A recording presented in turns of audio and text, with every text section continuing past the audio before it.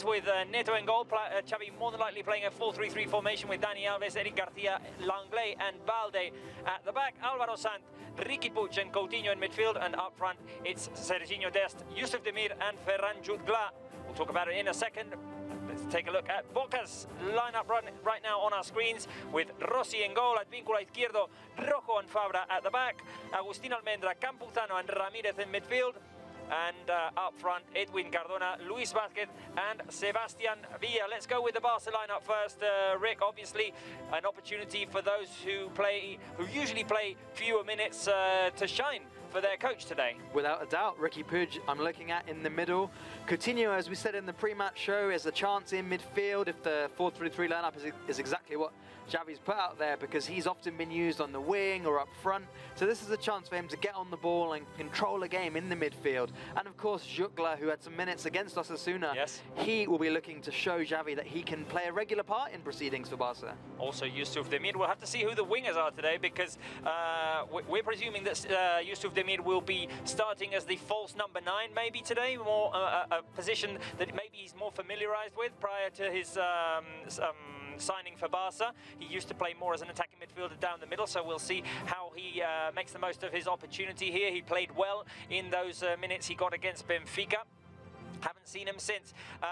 On Barca's bench today, Ronald Araujo, Mingueza, Iñaki Peña, Nico, Gavi, Arnau Comas, Guillem Jaime, Ilias Akomach, Mateus and Mika Marmol.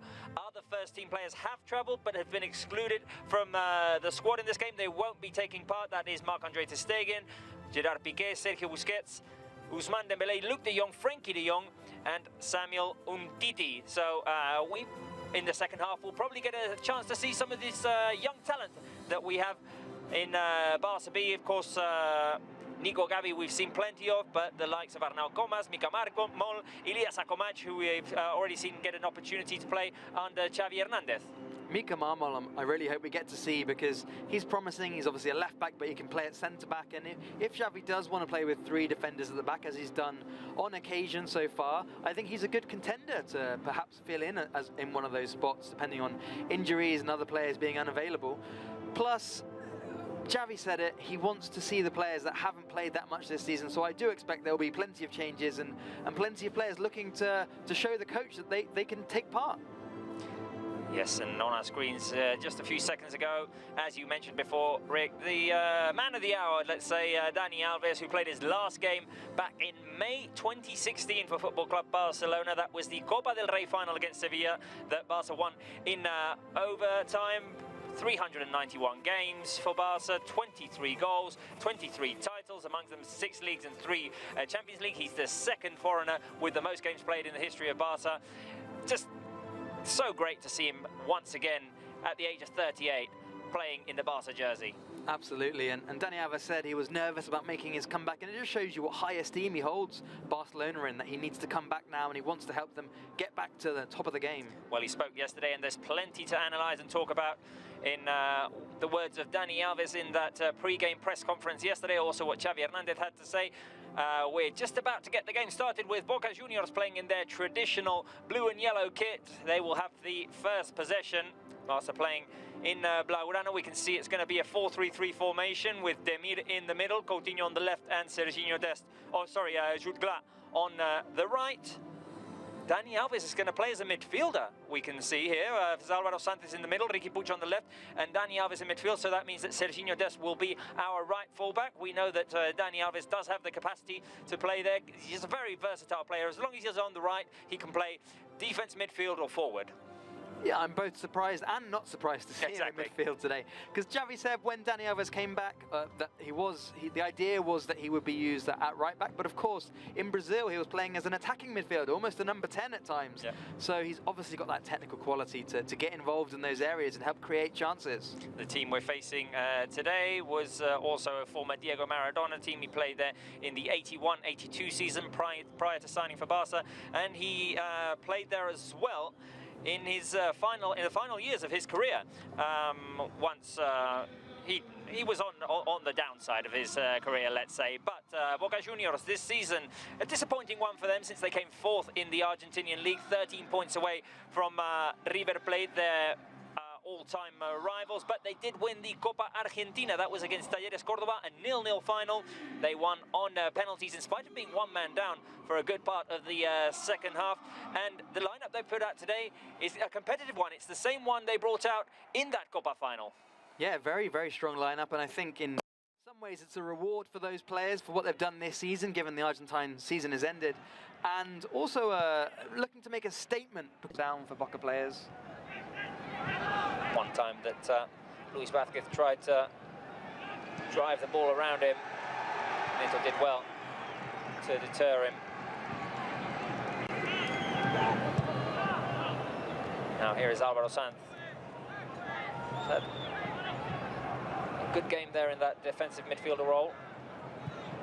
Puig, switch over to Dani Alves. The fans always excited when he has the ball. The cross by Dani Alves goes over Ilias Akomachi. In comes Coutinho. The Boca players want handball. Ferran Jutgla blasts it in. And it's a Barca goal. The Boca players aren't happy because they felt it was a handball by Felipe Coutinho. Play went on and Jutgla did very well to send the ball into the back of the net. What a strike from the youngster. Absolutely sublime finish from Jutgla, top corner. There was a moment of confusion in the box. It looked like it could have been handball. The ball was bouncing around and Jutgla took control of the situation and just very calmly curled it into the top corner. Here's the replay. Great ball by Ricky to Dani Alves, who puts the cross inside. Coutinho comes in.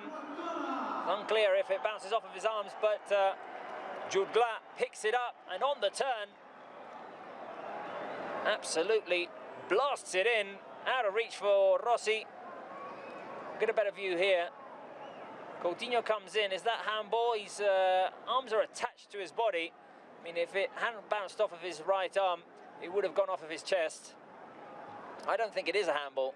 Not according to the current rules, because it wasn't an unnatural position at all. His arms were in the shape of his body, like you said, and his arms are there just shielding his body because he's scared that he's going to get kicked by the defender, basically. Yeah, and it's certainly not a deliberate handball, and that's more or less the rule now. If it's an accidental handball, as long as it doesn't end up with the ball directly going into the net, or the arms are in an unnatural position, then it's fine. We're not seeing as much of Barca playing in Boca's half now. It's more the Argentinians going for the equaliser. But Barca's doing well at denying them chances, but the game is being played in Barca's half now. Here comes an opportunity, and there's the commentator's jinx. It's just saying that Barca had done well to deny them opportunities. A couple of seconds later, the ball is put in the back of the net. A run down the left flank by Fabra, the cross inside, and the finish. Slotted in past Neto. 14 minutes remaining. Boca Juniors managed to equalise the goal that was initially scored by Ferran Jutgla. Good attacking action by Sebastián Bataglia's team. Was well taken finish by Ceballos. And I think you were right, Robert, though. They hadn't created many clear chances until this one. It is Ezequiel Ceballos who puts it in the back of the net off of the cross by Fabra. Just Comas desperately sliding in there, trying to clear. Couldn't get to the ball. And some of the fans there delighted. It's a mix of Barca and Boca Juniors supporters here at the Marsol Park. And we were saying before, goalkeepers, probably the players put under the most pressure in these penalty shootouts. It's often a nice moment for them because they get the chance to be the hero, which exactly in the game more often they get the chance to be the villain because one mistake and people are looking at them. Right, so here we go. Penalty shootout.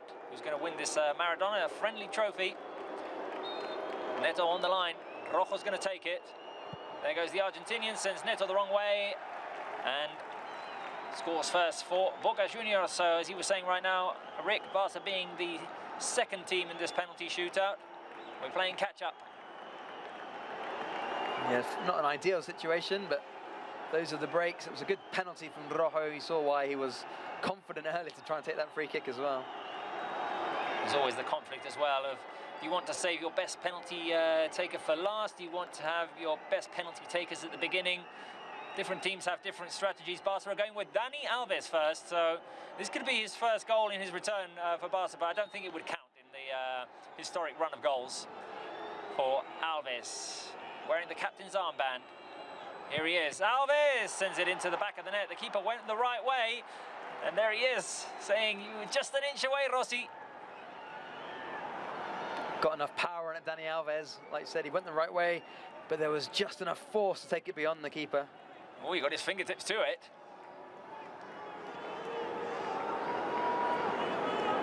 So it's 1-1 in this penalty shootout. The next player is going to be Izquierdoz.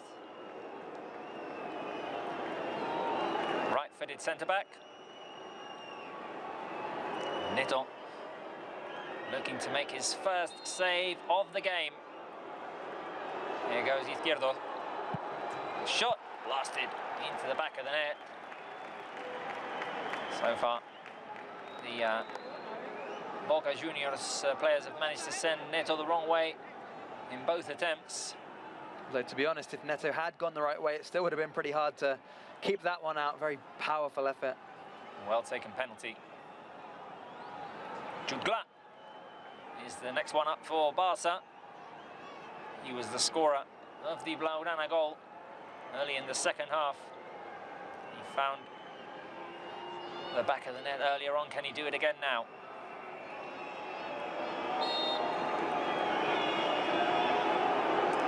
Here he is, Ferran Jugla. Oh, he gets the lucky touch there. The keeper managed to get his gloves to it, but the ball rolled underneath him. And Jugla very fortunate to see that one go in, but it'll count. Yeah, Rossi will be cursing his luck there. He went the right way, but just didn't get his body behind the shot, snuck under him.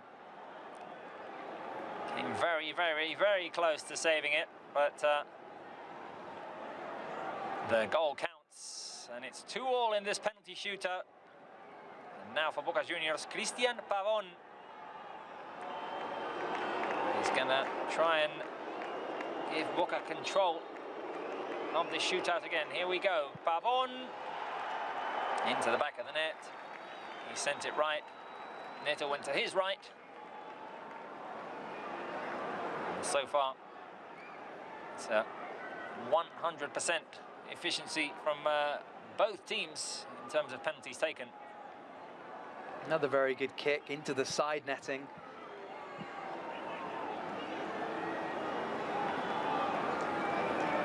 Boca Juniors in the lead. Now, for Barca, it's going to be Mateus. Came on in the second half. Brazilian midfielder. He usually starts for Barca B. Here goes Mateus, and his one is saved by Rossi. He got his gloves to it in the Dani Alves penalty. The ball slid in. Then in the Jugla penalty, he almost saved it, but the ball rolled underneath him. Now, third time was a charm for Agustin Rossi, who went to his left and managed to push the ball away off of the attempt by Mateus. Well, they say that that kind of height is perfect for a goalkeeper because it's quite hard to get across and down to the ones that go in the bottom corners, or certainly to reach the ones that go in the top corners, and it was a nice height for him. Let's see if Neto can keep Barca close in this one. Aaron Molina's the taker. The shot. Ooh, that's a nice penalty taken by Aaron Molina, straight into the top left corner. Out of reach for Neto. Now, the next Barca taker will be forced to score. If not, Boca Juniors are going to run away with this. That's another exceptional penalty. I wouldn't surprise me if Boca had been practicing their penalties ahead of this game. Very sweetly taken. They won a penalty shootout to take away the Copa Argentina 0-0 draw in regulation time against Talleres Córdoba. And Boca won on penalties. Guillem Jaime, the right back, is the player who steps up for Barca. If he scores, we stay in the penalty shootout. If he doesn't, well, we're out. He sends it over the crossbar, and Boca Juniors win the penalty shootout and take away this Maradona trophy in the Diego Armando Maradona tribute played at the Marsul Park in Riyadh. It wasn't to be. It wasn't to be, Rick. Thank you very much for joining us today. Yeah, unfortunate for Barca not to